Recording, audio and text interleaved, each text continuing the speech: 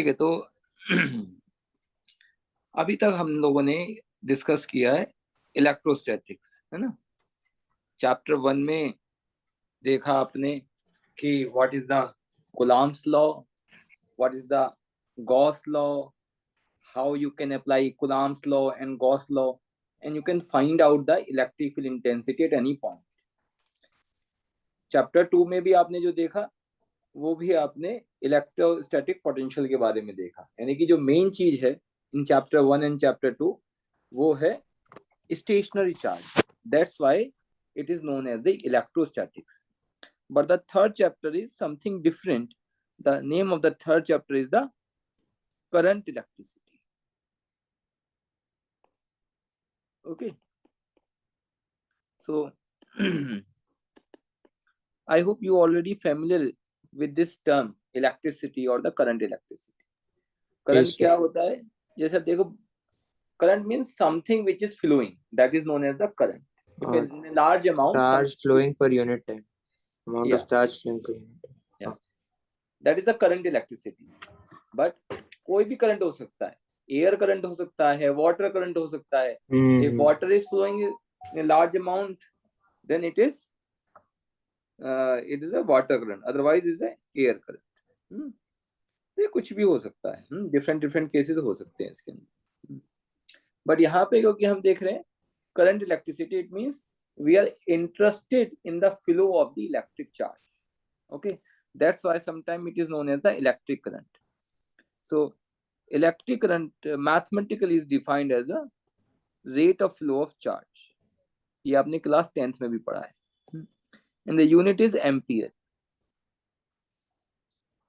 1 ampere means 1 coulomb.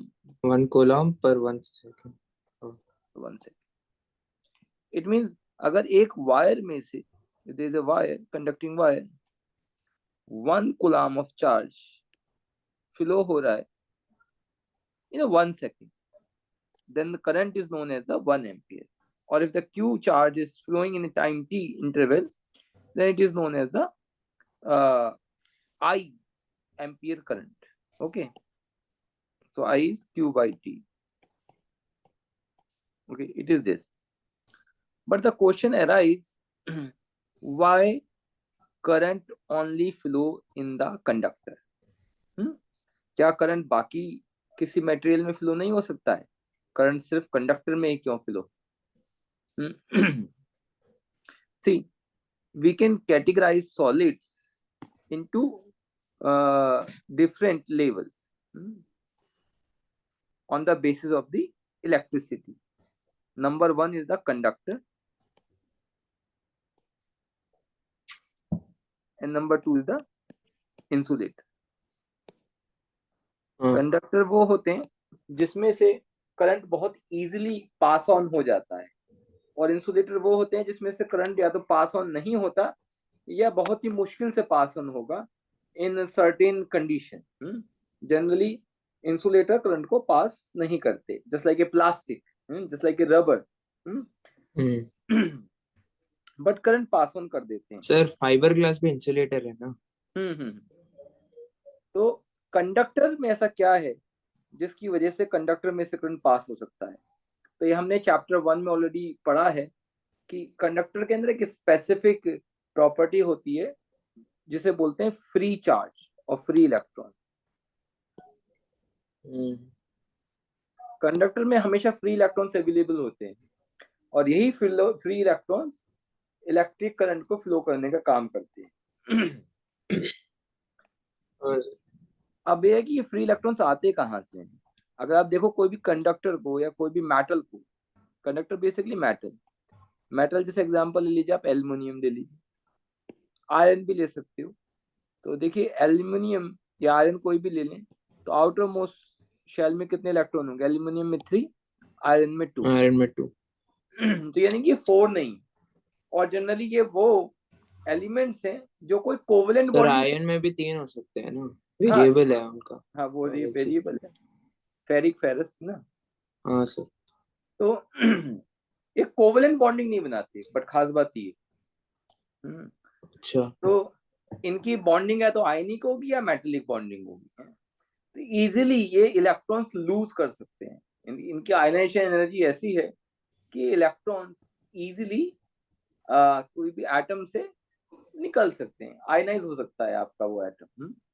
तो क्या है कि रूम टेम्परेचर पे अगर कोई भी मेटल या कंडक्टर की शीट है तो उसके अंदर जितने भी एटम हैं, उन एटम, मेटेलिक एटम की बात कर रहा हूँ, तो उनके जो आउटर मोस्ट शेल के इलेक्ट्रॉन है वो due to the thermal energy वो फ्री हो जाते हैं और उस मेटेलिक शीट पे ही इधर उधर जिगजैग मोशन करने लगते हैं। मेटल की शीट से बाहर नहीं जा पाते। क्यों? क्योंकि एटम से तो फ्री हो गए, लेकिन उस मेटल की शीट पे बहुत सारे एटम्स के न्यूक्लियस का पॉजिटिव चार्ज भी है जो कि सारे इलेक्ट्रॉन्स को अट्रैक्ट करके रखा हुआ है। ओके, ये आप ऐसे समझ सकते हो, जस्ट लाइक कि एनालॉजी बता रहा हूँ मैं। जैसे कि स्टूडेंट है, कोई भी बच्चा है, वो घर से बंधा हुआ होता है ना। जैसे इलेक्ट्रॉन्स बंधे हुए न्यूक्लियस से, ऐसे कोई बच्चा वो घर से बंधा हुआ होता है। ठीक है जी, उसे थोड़ी सी फ्रीडम मिल गई, थोड़ा पैसा मिला, है ना, थोड़ी फ्रीडम मिली, जाओ घुमाओ। ठीक है, तो वो जाएगा, घूमेगा, लेकिन वो घर से बिल्कुल अलग नहीं हो सकता है। वो शाम को, अगले दिन, थोड़े दिन बाद वो घूम फिर के घर ही आएगा। It is like that. Electrons को कुछ अच्छा। एनर्जी मिल गई, थर्मल एनर्जी, वो फ्री तो हो गए एटम से, लेकिन पूरे मैटर के सरफेस से बाहर नहीं जाएंगे, है ना। जैसे तुम अपने हॉस्टल में भी रहते होगे या स्कूल में हो, तो ठीक है, तुम इधर उधर जा सकते हो स्कूल के अंदर, लेकिन स्कूल के जो भी स्कूल का एरिया उससे बाहर तो नहीं जाते हो ना। It is like that, electrons are sir, free. हाँ बोलो। तो free electrons can not get transferred over, मतलब एक कंडक्टर से दूसरे कंडक्टर से ट्रांसफर नहीं हो सकते हैं ना? अपने हाँ, आप नहीं होंगे, अपने आप नहीं होंगे। अच्छा। एक अगर फील्ड डालोगे, हम्म, इलेक्ट्रिक फील्ड, तब हो जाएंगी, तब हो जाएगा। अच्छा। तब वो है। ये ऐसा ही है, जैसे तुम्हें जाना है, स्कूल से जाना है, निकलना है, अपने आप नहीं होगा। गेट खोलेगा कोई, कहेगा ठीक है, तो निकल जाओगे, है ना। हाँ। हाँ, तो कोई फोर्स लगाना पड़ेगा। ऐसे ही है, करंट फ्लो नहीं होगा। फ्री इलेक्ट्रॉन्स अच्छा। अवेलेबल हैं, लेकिन तब भी करंट फ्लो नहीं होगा। अगर ऐसा होता तो कोई भी मेटलिक वायर रखा, उसमें करंट फ्लो होने लगता, बट ऐसा नहीं होता ना। किसी भी हम्म। वायर में करंट फ्लो करने के लिए आपको उसे बैटरी से कनेक्ट करना पड़ता है। After that current is started passing on the wire, otherwise it will not flow, है ना। खाली अपने आप कोई भी कंडक्टिंग वायर करंट फ्लो नहीं करा सकता है। It is a conducting wire, cylindrical wire, and there are so many free electrons, they are moving here and there in a zigzag path, but still there is a no overall current, क्योंकि overall कोई सी एक direction में ना तो इधर जा रहे, ना इधर जा रहे, कुछ इधर जा रहे हैं, कुछ इधर जा रहे हैं, कुछ इधर जा रहे हैं, कुछ इधर जा रहे हैं। ये ऐसा ही है, स्कूल के अंदर कुछ बच्चे लेफ्ट में जा रहे हैं, कुछ राइट में जा रहे हैं, कुछ ऊपर जा रहे हैं, कुछ नीचे आ रहे हैं, बट गेट क्लोज है, ना तो कोई बाहर से अंदर आ रहा है, ना कोई अंदर से बाहर जा रहा है। तो there is a no net flow. So similarly, there is a no net flow of the charge. So there is a no current passing in the wire. तो करंट कब पास होगा? When you connected your conducting wire with some external battery. Battery क्या करेगी है? Battery के पास कुछ ना कुछ पोटेंशियल है। पोटेंशियल मीन्स बैटरी के पास इलेक्ट्रिक फील्ड है। So battery will provide some kind of electric field to the conducting wire. और इसकी वजह से क्या होगा, जो भी नेगेटिव इलेक्ट्रॉन्स हैं वो इलेक्ट्रिक फील्ड के अपोजिट डायरेक्शन में मूव करने लगेंगे। मैं I will explain more clearly कि ये कैसे मूव करेंगे और इसके बाद ही करंट फ्लो होने लगता है। यानी कि जब तक आप एक्सटर्नल सोर्स नहीं लगाओगे तब तक किसी भी कंडक्टिंग वायर में इलेक्ट्रिक करंट फ्लो नहीं होगा। Is it fine? अच्छा, अगर मतलब लगाओगे नहीं एक्सटर्नल फील्ड तो स्टैटिक ही रहेंगे वो चार्जेस? मतलब स्टैटिक तो नहीं रहेंगे, रैंडम मोशन करेंगे, बट करंट फ्लो नहीं हाँ। होगा। अच्छा, हाँ हाँ।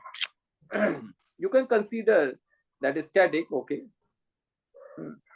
बिल्कुल स्टैटिक तो नहीं रहते, क्योंकि थर्मल एनर्जी की वजह से वो मूव करते रहते हैं। अब कोई कहे कि तुम्हें क्लास हम्म। में बच्चे हैं बिल्कुल बैठे रहे, ऐसा थोड़ी नहीं होगा। आप क्लास का रूम बंद भी कर दिया, टीचर है ना, टीचर पढ़ा रहा है, ऐसा कभी हो ही नहीं सकता बच्चे बिल्कुल रेस्ट में हो। कोई हिल रहा होगा, कोई आगे पीछे जा रहा होगा, कोई उठ रहा होगा बेंच से, चाहे कितना ही स्ट्रिक्ट टीचर हो। है नहीं ये बात? क्यों? हाँ सर। क्योंकि सभी के पास में काइनेटिक एनर्जी है। ऐसा नहीं है काइनेटिक एनर्जी जीरो कर दी आपने स्टूडेंट्स की। स्टूडेंट की पोटेंशियल एनर्जी है, that is okay, but kinetic energy तो है ना, आप उसे जीरो थोड़ी ना कर सकते हो। तो सिमिलरली इलेक्ट्रॉन्स है काइनेटिक एनर्जी, जिसकी वजह से रैंडम मोशन तो उनका होगा ही। हाँ तो सर। अच्छा, क्यों हाँ तो अगर एक एक्सटर्नल इलेक्ट्रिक फील्ड नहीं लगाओगे उसके पहले सब रैंडम मोशन में रहेंगे सारे चार्ज पार्टिकल्स। इलेक्ट्रिक फील्ड लगाने के बाद एक डिफाइंड पाथ में जाएंगे वो। हाँ हाँ। अच्छा ठीक है सर। अच्छा, अभी मैं एक्सप्लेन करूंगा और क्लियरली। जब तुम इलेक्ट्रिक फील्ड लगाते हो ना, तब डेफिनेट पाथ में तो जाते हैं, रैंडम मोशन तब भी करते हैं। हाँ। ये ऐसा ही है जैसे कि टीचर ने आपको कहा कि जाओ नीचे जाओ, आपका जो है प्रेयर ग्राउंड में जाओ, लाइन से जाओ। लाइन से जाएंगे लेकिन फिर भी पूरी ठीक से लाइन से नहीं जाएंगे, कुछ इधर उधर हो ही जाएंगे। है नहीं है? तो हाँ उसी सर। तरीके से, हाँ वही है, क्योंकि इनकी रैंडम मोशन बहुत ज्यादा होती है।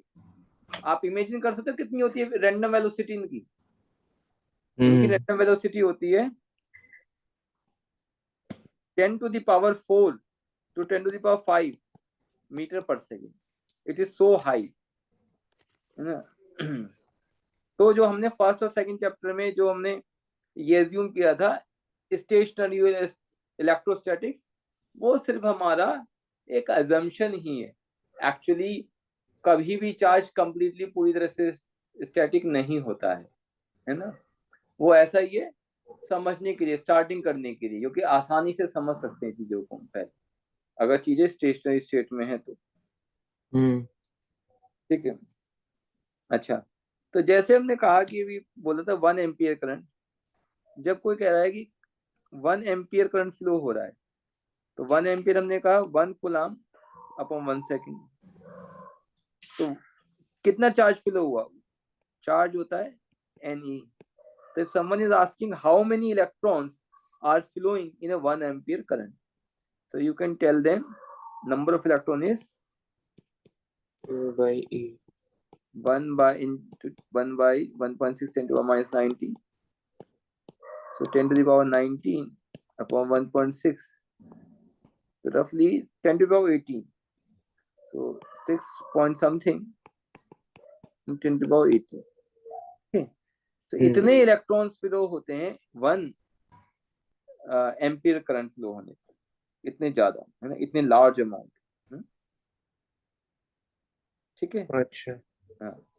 अच्छा, अब एक क्वेश्चन और यहाँ पे आता है कि एक हम, मिनट सर।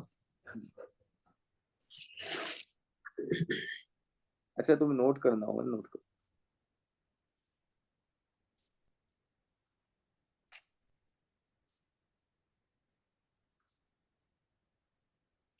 सर मेरा ये रिपोर्ट कार्ड आ गया अच्छा। 11th का। अच्छा, कैसा रहा? ठीक है सर, मतलब इस बार 80% तो मिला है। अच्छा अच्छा। ठीक है ओवरऑल, मतलब क्या बोलूं, मैथ्स में थोड़ा प्रॉब्लम हो गया सर। मैथ्स में एक्चुअली क्लास में तो थर्ड हाईएस्ट है, पर हम्म। थोड़ा सा कम आ गया, 48 आया 80 में से। और तुमने हाँ। विशांत सर से बात तब तुम्हारी नहीं हुई अभी क्या? नहीं नहीं सर, ये एग्जाम तो विशांत सर से पूरा पहले हुआ था, क्योंकि वो बोर्ड के पेपर करेक्ट। अच्छा अच्छा, वो नहीं नहीं, हाँ, कहीं अब और के थे लिए, वो। हाँ अब के लिए कह रहा हूँ मैं, 12th के लिए अब तो बात हो गई ना। हाँ, वो आई थिंक 2 क्लास ले चुके हैं। अच्छा अच्छा।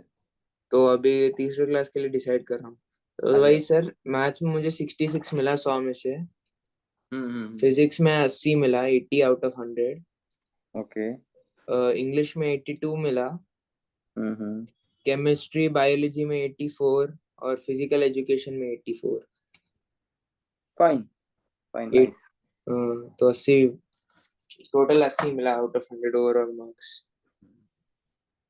अब तुम्हें ये 12th का थोड़ा फोकस करना होगा, और ये क्योंकि तुम्हें अभी अभी तुम ज्यादा क्लासेस ले लो छुट्टियों में, ताकि तुम्हारा ये मैनेज हो जाएगा, है ना। हाँ सर। हम्म। ठीक है, तो सेकंड क्लास कैसी रही मैथ की तुम्हारी? फर्स्ट क्लास में तो कह रहे थे कि कुछ दिक्कत हो गई थी, सेकंड क्लास वाज फाइन। अरे सॉरी, सेकंड क्लास तो हुआ ही नहीं, मैं तो सॉरी कोई दूसरा चीज की बात कर रहा था सर। ठीक। सेकंड क्लास नहीं हो पाया क्योंकि वो थोड़ा भाई प्रॉब्लम था, एग्जाम चल रहे थे, एग्जाम के बाद अच्छा फिर डायरेक्टली छुट्टियां डाल दी, ये सब हो गया तो। ठीक है, कर लेना तुम, कोई दिक्कत हो तो बताना, है ना, हम्म। कोई प्रॉब्लम लगे तो बताना, ठीक है। चलो, तो yes, now there is a very important question here. Okay, I told you that when charge is moving in a particular direction, that is the current. Okay, fine. When current charge is moving in a random direction, that is not a current. Okay, but tell me whether electric current is a scalar quantity or it is a vector quantity.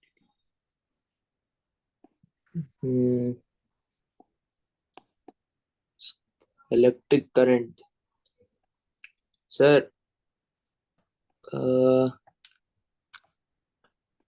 क्योंकि एक particular direction में charge flow कर रहा है तो लगता तो ऐसे है कि it should be vector quantity. हाँ it should be vector, but sir पहले पढ़ा ही है, चैप्टर हो चुका है, बोले स्केलर है। हाँ, हाँ it is scalar quantity. But उसका रीजन जो स्केलर है वो याद नहीं आ रहा। हाँ, कोई बात नहीं, मैं बता। वो एक्चुअली एक सिंपल एक लॉजिक से भी देखें कि हमारे घरों में जो वायरिंग होती है या कहीं पे भी सिस्टम में देखें, अगर सपोज 3 एम्पियर करंट आ रहा है, यहाँ से 4 एम्पियर करंट आ रहा है ना, और एंगल 90 डिग्री है, अगर ये वेक्टर होता तो वेक्टर सबमिशन के अकॉर्डिंग तो क्या हो जाना चाहिए? R under is root. equal to 3 square plus 4 square ऐसे। तो 5 आना चाहिए, हाँ या सर। करंट 5 होना चाहिए, बट 5 तो होता नहीं है। जनरली देखते हैं करंट का लॉस तो होता नहीं है। करंट अगर 3 और 4 है तो 7 एम्पियर जाता है। देयर इज नो अगर लॉस ऑफ द चार्ज, अगर करंट कम हो गया इसका मतलब चार्ज का लॉस हो रहा है ना, बट ऐसा नहीं होता है ना। तो यानी कि जनरली जो इलेक्ट्रिक करंट है, डायरेक्शन होने के बावजूद भी it does not follow the properties of the vector addition, क्योंकि वेक्टर की डेफिनेशन ये है, the quantity should have a magnitude as well as direction, fine, but it should follow the vector algebra rule. Vector algebra के rule अगर follow नहीं करेगा तो वो वेक्टर नहीं है, चाहे उसके अंदर मैग्नीट्यूड डायरेक्शन दोनों हो। जैसे कि दो आंख, नाक, कान, मुंह, हाथ, पैर होने से इंसान नहीं हो जाता। इंसान की प्रॉपर्टीज भी तो फॉलो होने चाहिए ना उसे, कहते हैं ना, अदरवाइज तो जानवर है। Similarly the current has a magnitude as well as direction, but because it does not follow the basic vector algebra rules, that's why it is not a vector quantity, it is a scalar quantity. अच्छा Okay. Okay Okay, okay. क्योंकि basic ये addition के algebra के rules आपको लगा सकते हो, but हमने एक क्वांटिटी और डिजाइन की है which is a vector, it is a current density. What is the current density? See, the current density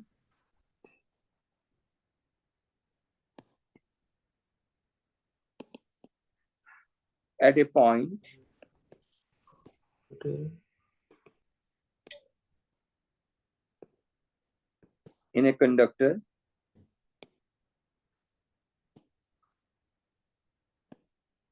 is the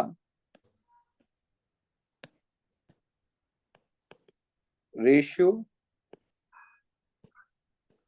of the current current पर area at that point. Per unit area. Yes, absolutely correct. In that conductor to the area of the cross section of conductor.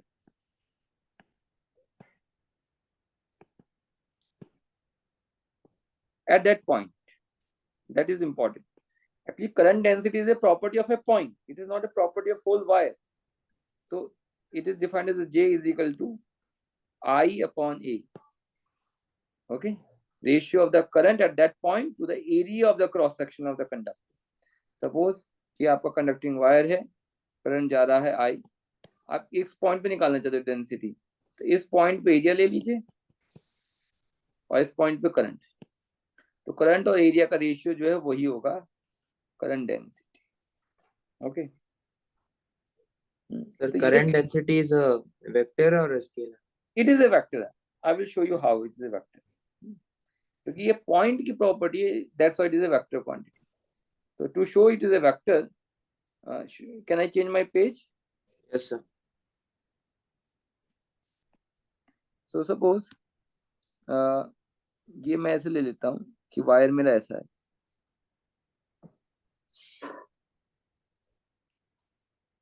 ऐसा wire, current flow हो रहा है और मैं इस point पे निकालना चाहता हूँ करंट डेंसिटी, तो इस पॉइंट पे एरिया तो इधर है और करंट इधर है, एंगल ये थीटा है। तो डिफाइन ऐसे करते हैं इस पॉइंट पे करंट को, I is equal to J dot A, तो J is a vector quantity और J, Dot product of J and A. हाँ, जे कॉस थीटा, और sometimes you can write down it as the integral of J dot d A, d is a small area, तो integrate कर दीजिए पूरा, ठीक है ना। तो जे करंट डेंसिटी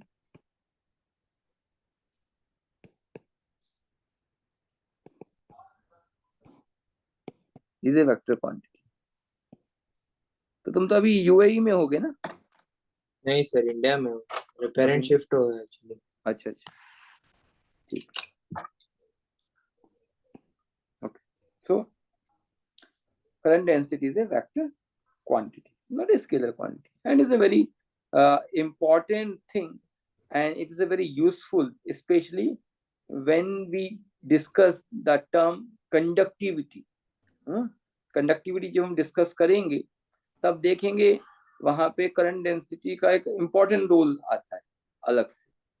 अभी तो हमें लग रहा है कि ये बिल्कुल मीनिंगलेस है, क्यों बता दिया current density J is equal to I upon A, current ही बता देते, एक स्केलर एक वेक्टर है, बट आगे देखेंगे ये इसका फायदा है कुछ, है ना, इसकी वजह से बताया। The product of scalar and vector will give what? Vector vector, only, no? Vector, yes vector, but it तो इज, ऐसे भी बोल सकते हैं उसको फिर। हाँ, बट यहाँ पे टू वेक्टर्स है, टू वेक्टर्स का प्रोडक्ट स्केलर भी देता है, current, that's why current is a scalar quantity, क्योंकि एरिया वेक्टर है और करंट डेंसिटी वेक्टर है, but current is a scalar quantity. Okay okay, so it is this. Now अब मैंने आपको बोला था कि जो ये करंट है, जो इलेक्ट्रॉन्स हैं, वो क्या करते हैं, फ्रीली मूव करते रहते हैं। तो इसके लिए एक थियरी है जो मैंने ऑलरेडी एक्सप्लेन कर दिया है शॉर्ट में आपको, इसे बोलते हैं free electron theory of conductor.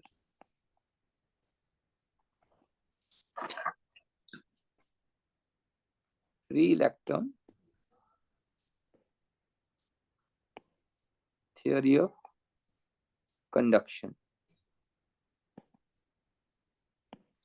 or you can say that mechanism of the flow of charge in metals। तो मैं ऑलरेडी तुम्हें बताया है क्या कि सारे सॉलिड्स को देखें तो आप डिवाइड कर लेते हैं दो कैटेगरीज में, conductors and insulator. Conductor means the metals which can conduct the electricity, and insulator which do not conduct the electricity। तो बेसिकली इलेक्ट्रिक कंडक्शन को हम एक्सप्लेन करते हैं इलेक्ट्रॉन थ्योरी के बेसिस पे, जो बताया भी मैंने आपको कि कोई भी जो मेटल है, it is the collection of several atoms, several means how much, almost equal to the Avogadro number। कोई भी आप ले सकते हैं मेटल की शीट, उसके अंदर एटलीस्ट अवागाद्रो नंबर के बराबर तो एटम होंगे।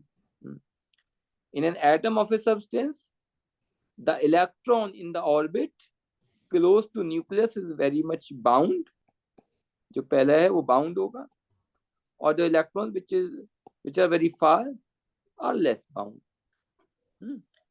नियर वालों पे जो है ज्यादा स्ट्रॉन्ग फोर्स लगेगा, जो दूर है उस पर थोड़ा सा कम फोर्स लगेगा, फीबल फोर्स हाँ होगा। सर, ये तो उस पे भी रिलेट करते हैं ना, SPDF ऑर्बिटल्स हाँ हाँ, वही पे, वही वो वही। थ्योरी पे। So hence the outer electrons can be removed easily। या हाँ, जब तुम यस। कैसे भी एनर्जी दे दो, तो रूम टेम्परेचर बताया था, थर्मल एनर्जी मिलती आती है, heat energy. Due to this thermal energy, due to this heat energy, ये आउटर मोस्ट इलेक्ट्रॉन फ्री हो जाते हैं और उस मेटलिक सरफेस पे इधर उधर मूव करते रहते हैं। इसी को बोलते हैं फ्री इलेक्ट्रॉन्स। फ्री इलेक्ट्रॉन्स और conduction electrons. Okay, so free electrons और conduction electrons carries the electrical energy in the substance, and they can move from one place to another place, but randomly, in a random direction, because the number of atoms, okay, or you can say that the density of atoms in the metal is very large। है ना, metal तो बहुत dense होता है, बहुत सारे atoms closely packed होते हैं, इसीलिए जो फ्री इलेक्ट्रॉन्स है उनकी डेंसिटी भी बहुत हाई होती सर, है। बोलो। Sir hmm 1 minute sir, 1 minute. Take your time.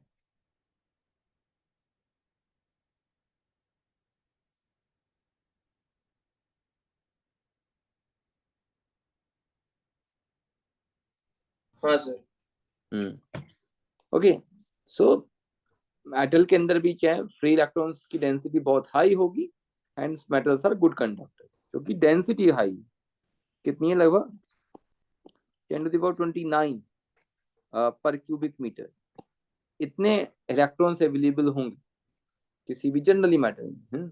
Silver is the best conductor. उसके नीचे आप कॉपर ले लीजिए, गोल्ड ले लीजिए, कंडक्टिविटी के बेसिस पे ले लें तो सिल्वर, कॉपर, गोल्ड, एल्यूमिनियम। ठीक है, जिनके अंदर कम इलेक्ट्रॉन्स हैं, फ्री इलेक्ट्रॉन्स है, बिल्कुल फ्री इलेक्ट्रॉन्स नहीं है, वो इंसुलेटर्स हैं या बैड कंडक्टर्स हैं। ठीक है, तो अब ये देखो, जो इलेक्ट्रिक कंडक्शन होता है वो सिर्फ मेटल्स में नहीं होता। मेटल तो सॉलिड है, पर इनके अलावा लिक्विड और गैसेस में भी तो हो सकता है।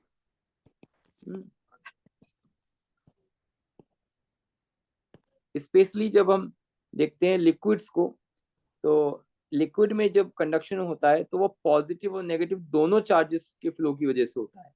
आयनिक मूवमेंट होता है लिक्विड्स में, पॉजिटिव चार्ज भी मूव करते हैं, नेगेटिव चार्ज भी मूव करते हैं। और गैसेस में जनरली फ्लो नहीं होता है चार्जेस का, बट स्पेसिफिक कंडीशन पे ही गैस के अंदर करंट फ्लो हो सकता है। क्योंकि अगर नॉर्मली गैस के अंदर करंट फ्लो होता, तो अब देखिए आपके घरों के आसपास बहुत हैवी हाई वोल्टेज की वायर जाती है, कई बार खेतों में से भी जाती है, कई कई हजार वोल्टेज की वायरिंग जाती है, लेकिन नीचे के लोगों को कोई करंट होने लगता है ना। अगर मान लीजिए ऊपर एक वायर जा रही है, जो ट्रेन चलती है, तो ऊपर बहुत हाई वोल्टेज का वायर होता है, 11,000 वोल्टेज का, प्लेटफॉर्म पे लोग भी होते हैं, बट उन्हें थोड़ा करंट लगता है। अगर गैसेस में करंट पास हो सकता, तो वायर का करंट गैस में से निकल के हर सब लोगों को लगता, बट ऐसा नहीं होता ना।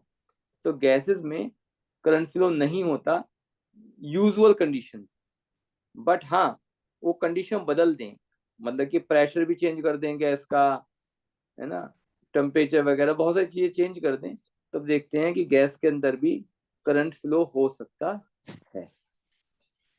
ओके, सर समझिए, अगर मतलब कितने प्रेशर लगेगा, कितना प्रेशर लगेगा उसको कंडक्ट करने में इलेक्ट्रिसिटी हाँ, को?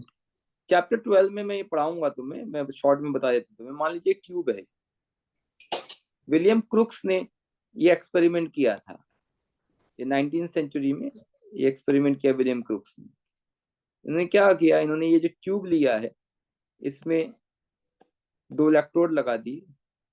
ये कैथोड है,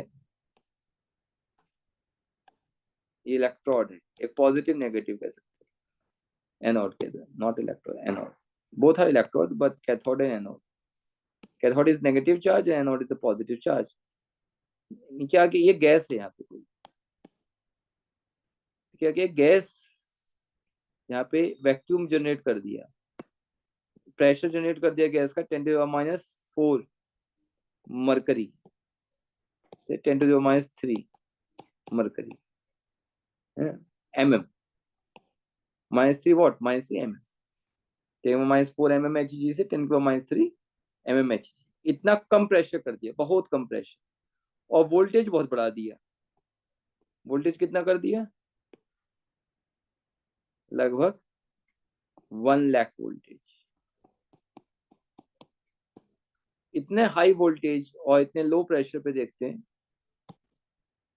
इसके अंदर कंडक्शन हो जाता है। यानी कि आपको गैस में कंडक्शन कराना है तो voltage should be very high and pressure should be very low. इसलिए आप देखते हो कि जब लाइटनिंग होती है ड्यूरिंग द थंडर स्टॉर्म, तब बिजली या करंट लगने के चांसेस होते हैं, है ना, कहते हैं डेंजरस है, लाइटनिंग हो रही है घर के बाहर मत रहो। पहले तो बहुत बोला जाता था ना ऐसा, है ना, क्यों? हाँ ये यही रीजन है ना, क्योंकि लाइटनिंग के अंदर लगभग लगभग 1 लाख वोल्टेज जनरेट होता है। जब बिजली कड़कती है तो जो कहते हैं ना बहुत हाई वोल्टेज, लगभग लगभग 1 लाख वोल्टेज जनरेट हो जाता है एटलीस्ट। और क्योंकि थंडरस्टॉर्म आता है पहले, हमेशा कभी भी आप देखिए लाइटनिंग से पहले थंडरस्टॉर्म आता ही आता है, तो थंडरस्टॉर्म आने से प्रेशर लो हो जाता है सर, तो एटमॉस्फेयर। ये आसमान में इतना हाई वोल्टेज क्रिएट कैसे होता है? क्लाउड्स, क्लाउड्स की वजह से, क्लाउड्स पे चार्ज होता है ना। अच्छा। जब आप क्लाउड्स लेते हो, what are the clouds? Clouds हैं क्या बेसिकली? वाटर मॉलिक्यूल्स, हम्म। है ना।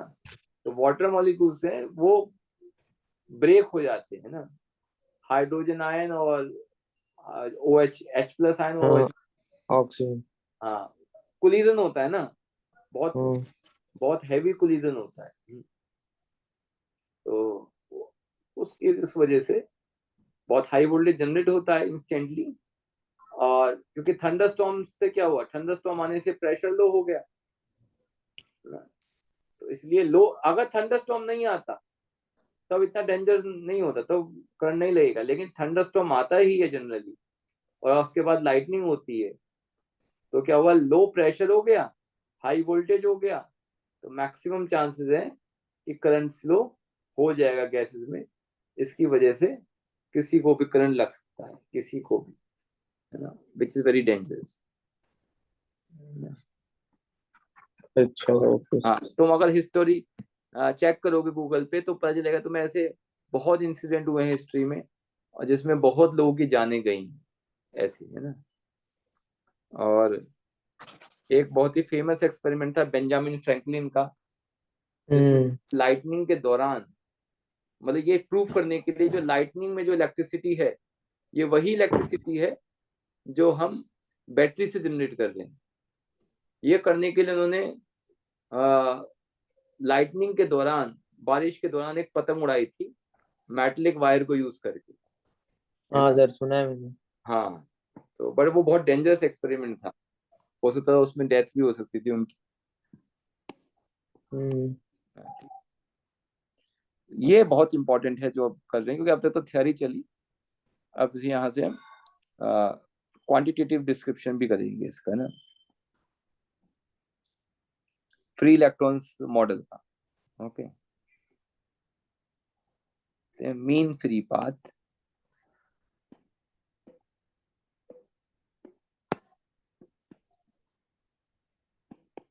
Relaxation time,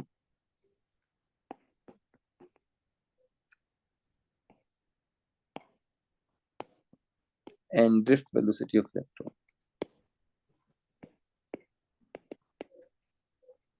sir, previous page में जा सकते हो? हाँ, अभी जाते।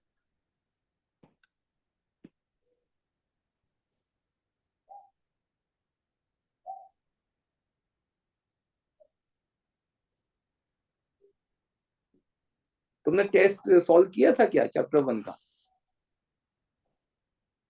चैप्टर 1 का टेस्ट सर आपने दिया नहीं था मेरे हिसाब से। नहीं, मैंने तुम्हें दिया हुआ है, व्हाट्सएप पे चेक कर लेना, दोबारा भेज दूंगा। वो चैप्टर 2 का है ना सर? नहीं, चैप्टर 1 का भी दिया है, चैप्टर 2 का भी दिया है। मैंने शायद किया होगा सर। अच्छा वो क्वेश्चन सर। हाँ हाँ, क्वेश्चन कर लेना, कोई बात नहीं, चैप्टर 2 का भी हाँ दिया है। मैंने थोड़ा किया होगा सर। आराम से करना, और उसे ओके। करके फिर भेजना आराम से ना। हाँ हाँ देखा सर। देखा ना मैं से हम्म। दिस, पहले 1 का करना, उसके बाद 2 का करना, है ना। ओके ठीक है, चले आगे। Yes sir.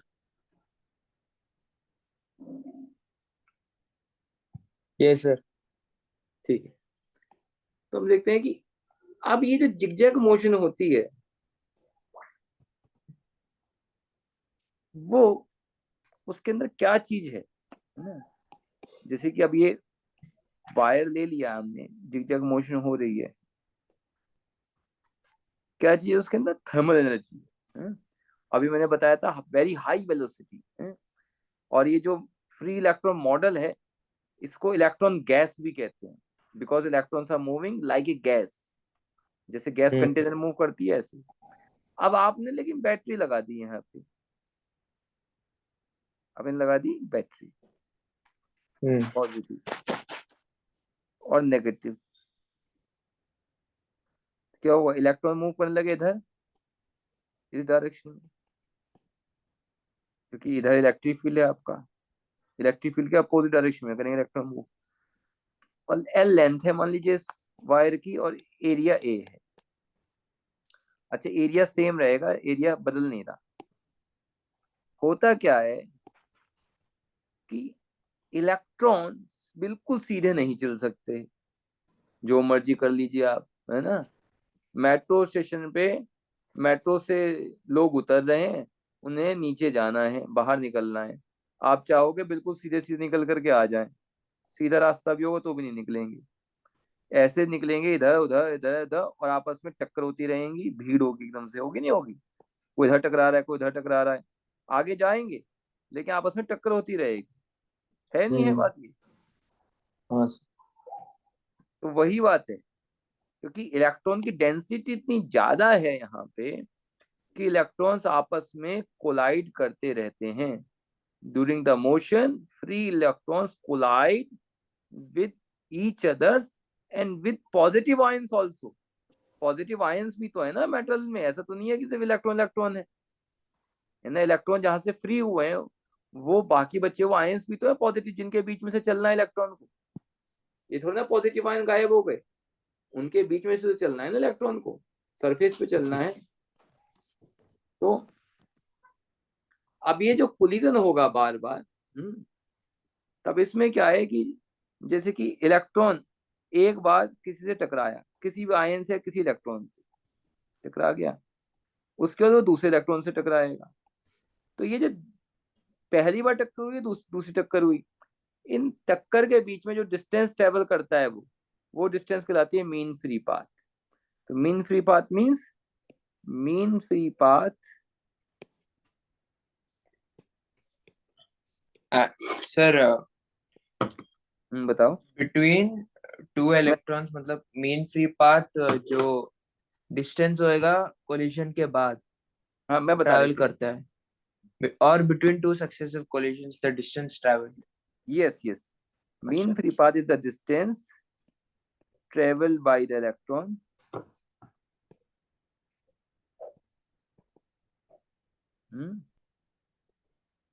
Between two successive collision. मतलब अभी टक्कर हुई, हम्म उसके बाद तुरंत टक्कर हुई, हम्म, इनके बीच में डिस्टेंस ट्रेवल हुआ। अब मीन क्यों कह रहे हैं भाई? कभी कम होगा, कभी ज्यादा होगा, सबका मीन ले लेते हैं, है ना। या आप कह सकते हो कि the average distance moved by free हाँ। Electron between any two successive collision is called the mean free path. ठीक है। भी।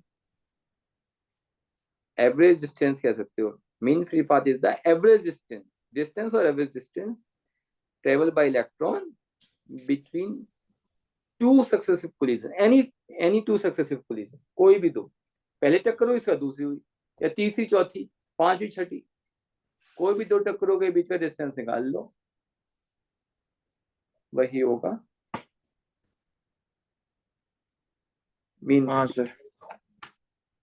अच्छा, अब रिलैक्सेशन टाइम का, इसी मीन फ्री पाथ में या इसी सक्सेसिव कोलिजन के बीच में जितना टाइम लगा है वो वो कहलाएगा relaxation time. Average time between two successive collision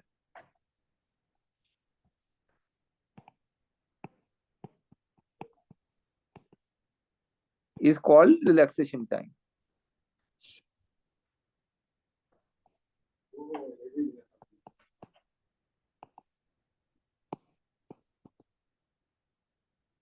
हाँ। ओके, तो अच्छा ये ध्यान रखो, क्योंकि since the direction of motion of the free electrons change after each collision, हर टक्कर का डायरेक्शन चेंज हो जाएगी, तो ये स्पीड की बात कर रहे हैं, वेलोसिटी की बात नहीं कर रहे। अगर कोई कहता है एवरेज वेलोसिटी, तो average velocity is zero, average speed is not zero but average velocity is zero, क्योंकि वेलोसिटी में तो डायरेक्शन रहती है ना। Average velocity is zero, it means there is no net motion of free electron in any particular direction.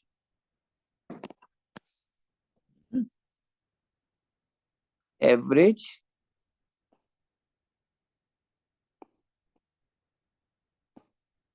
thermal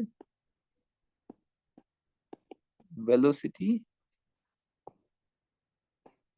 of all the free, sir drift velocity का क्या है? अभी बताऊंगा, drift velocity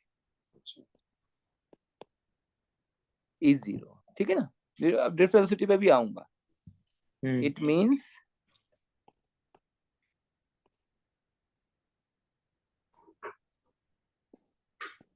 that there is no net motion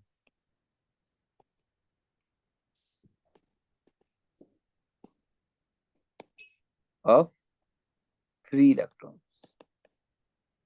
in any particular direction.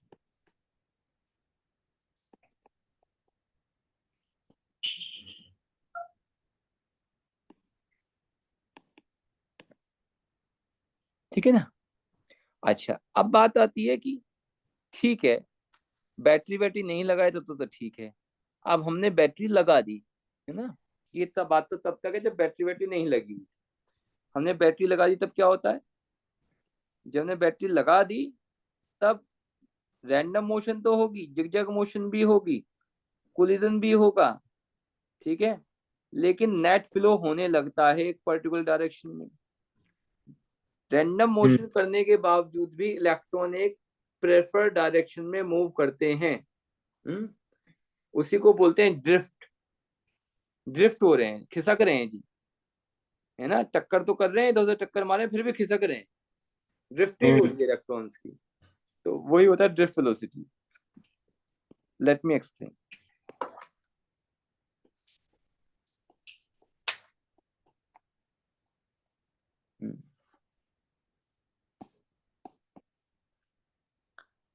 तो देखो, drift velocity means the velocity gained by electrons after applying some external potential। बाहर से जब कोई एक्सटर्नल पोटेंशियल लगा देते हो तो जो भी वेलोसिटी गेन करते हैं इलेक्ट्रॉन्स, इसे कह सकते हो average velocity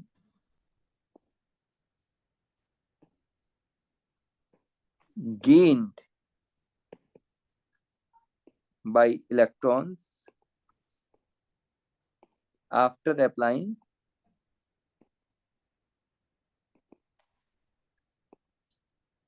some external voltage।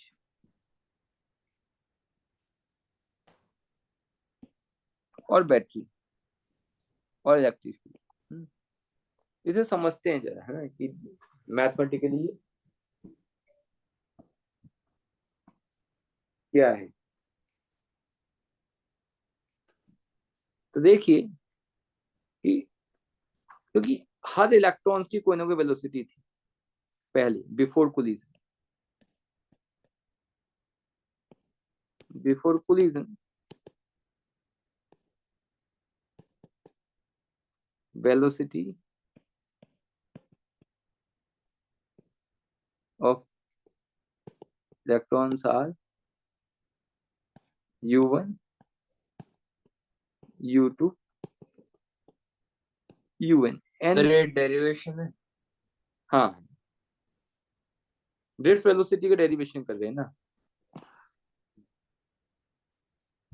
तो कोलिजन से पहले हर इलेक्ट्रॉन की कुछ ना कोई वेलोसिटी है, u1 u2 u3 un, but कैसी है कि एवरेज वेलोसिटी 0 है ना।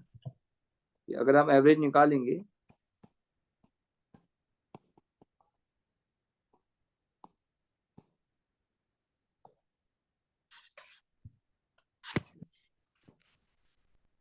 तो ये 0 है, इट इज 0। ओके। अब मान लीजिए क्योंकि हमने एक्सटर्नल बैटरी लगाई है, हमने एक्सटर्नल इलेक्ट्रिक फील्ड लगा दी है। Voltage means we are applying some electric field, electric field means we are applying some force. Why? Because force is Q into E और E into E minus E into E। तो अगर electric field है इसका मतलब electric force है electrons पे, opposite direction में लग रहा है। और जब फोर्स लग रहा है, you know that from the Newton second law F is equal to ma। if there is a force there should be acceleration। यानी कि सर Q माइनस ई कैसे हुआ? इलेक्ट्रॉन का चार्ज तो नेगेटिव ही है, हाँ अच्छा। तभी तो अपोजिट डायरेक्शन में लग रहा है ना फोर्स। Okay okay. जिस डायरेक्शन में इलेक्ट्रिक फील्ड है उससे अपोजिट डायरेक्शन में खींच रहे हैं ना इलेक्ट्रॉन। हम्म। एक्सलेशन क्या होगा F/m, यानी कि भाई सो एम ई तो हाँ जैसे माइनस ई। मैग्नीट्यूड वाइज भी देखो तो ये है ना। बट इलेक्ट्रिक फील्ड होता क्या है? Voltage upon length, E is equal to V by L। पिछले चैप्टर में पढ़ा था हमने, relation between E and V। हाँ ओके। वी बाई डी हाँ। एक्सलेशन। अब देखो, it is the acceleration gain by each and every electron. सारे इलेक्ट्रॉन ये एक्सलेशन जरूर गेन करेंगे, है ना, क्योंकि सब पे यूनिफॉर्म इलेक्ट्रिक फील्ड लग रहा है। It means velocity of first electron after applying some battery क्या हो जाएगा? V1 is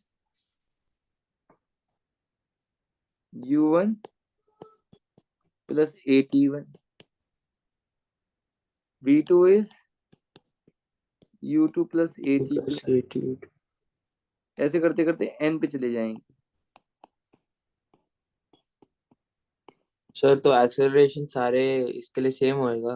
हाँ सेम, क्योंकि सेम फोर्स लग रहा है ना, सेम इलेक्ट्रिक फील्ड। अच्छा। ठीक है, अब इन सबका एवरेज ले लेते हैं। ड्रिफ्ट वेलोसिटी डेफिनेशन क्या है? एवरेज वेलोसिटी V1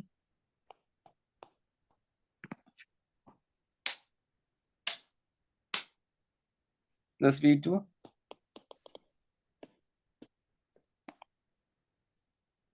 कौन है? ये लगा देते हैं यहाँ पे, क्या हो जाएगा?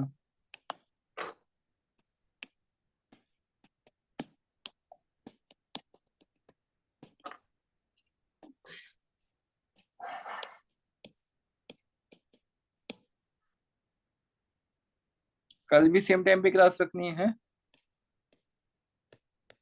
सर आप पहले मैसेज किए थे कि आप मंडे ट्यूसडे वेडनेसडे बिजी रहोगे। हाँ हाँ, बिजी तो हूँ अभी 9:30 से क्लास, लेकिन तुम्हारी मदर ने आज मुझे मैसेज किया था तो मैंने रीशेड्यूल किया अपना अपना प्लान जो है, क्लासेस अपनी थोड़ी शेड्यूल करी। एक्चुअली जब मेरा डिनर टाइम होता था, मैंने डिनर पहले कर लिया तुम्हारी क्लास की वजह से, तो बस ये किया।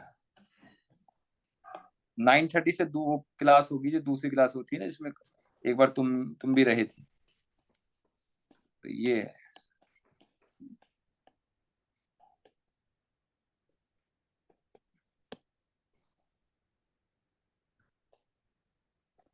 ठीक है, ये कर दिया है ना, बता देना मुझे जैसे u1 + u2 u3 un upon है, t1 + t2 + 3 tn by n, ये हो गया है ना।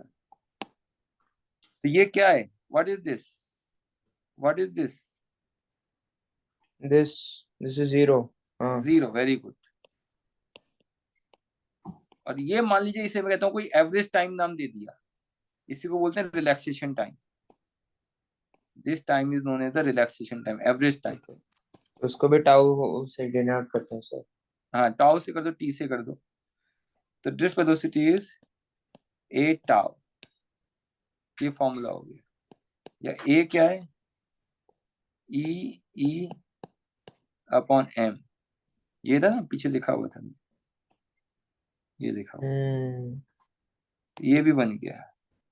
या फिर ई को लिख देते हैं v/n,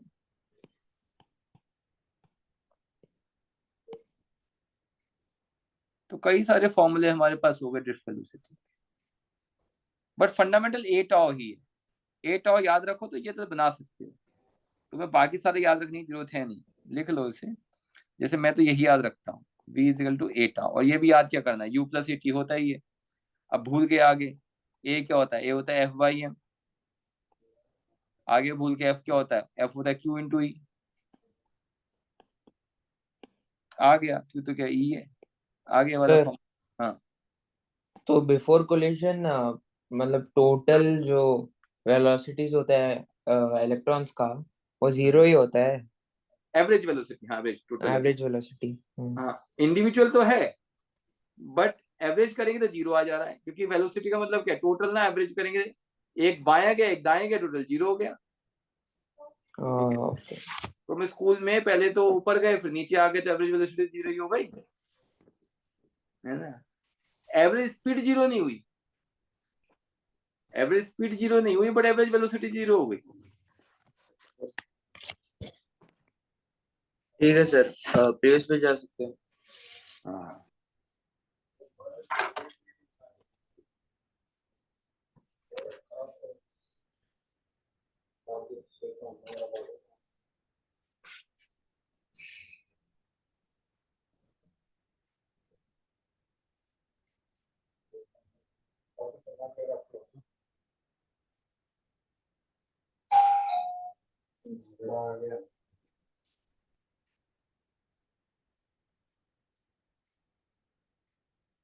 हाँ सर, नेक्स्ट पेज।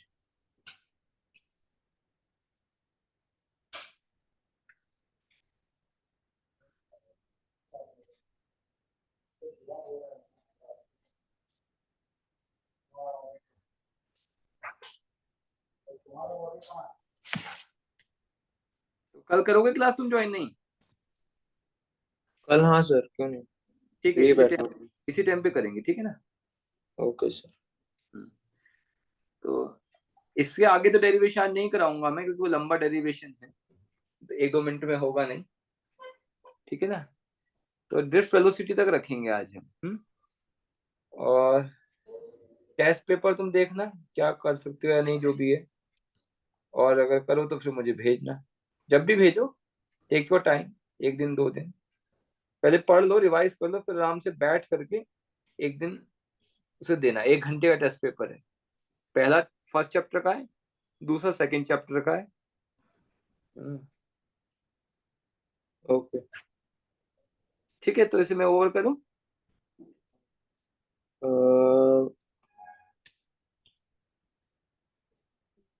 पूछो पूछो, कोई हाँ बात नहीं। सर, हाँ कर हाँ, कोई सकते हैं। डाउट है तो पूछ सकते हो कोई। ए टाउ, ए टाउ। टाउ टाइम है, tau is the relaxation time. हाँ सर। हाँ, ई इलेक्ट्रॉन का चार्ज है, small E capital electric field है, एम इलेक्ट्रॉन का मास है, एल जो है ये स्मॉल एल जो बनाया है हमने, ये जो है वायर की लेंथ है, जो भी कंडक्टिंग वायर है उसकी लेंथ ली। ठीक है, ठीक है sir. Okay, good night. Thank you sir, good night.